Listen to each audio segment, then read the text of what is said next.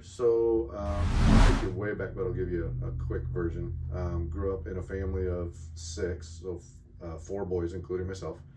My younger brother, 2 years younger than me, had muscular dystrophy.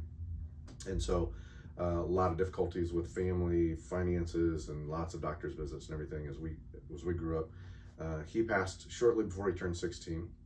And then fast forward a little bit, I get through high school, get out of high school, go straight into the workforce, worked in foundries, worked in welding shops, worked excavation and building homes. So kind of a really wide variety of skills. And eventually met my wife. Well, we had met in high school, but we eventually started dating again. And then we got married. And it was at that point, of course, I grew up a PK, so grew up as a pastor's kid. My dad was a pastor, so grew up in the church.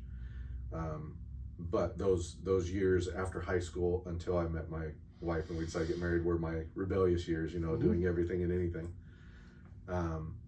Then when Lisa and I started dating, she said, if we're going to make this work, we're going to make church. Sunday morning is going to be part of our thing. And it's like, that's fine. So we started doing that, and it didn't take long to get back into helping with music on stage and in the front. We were a part of a couple church plants, and then eventually landed in, it was really funny, we landed in churches that I grew up in.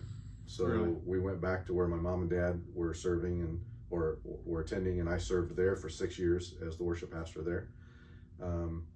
Decided that in order to lead my teams better and to lead the people better, I needed to get more training because I was at the top of what I knew and I couldn't take them any further.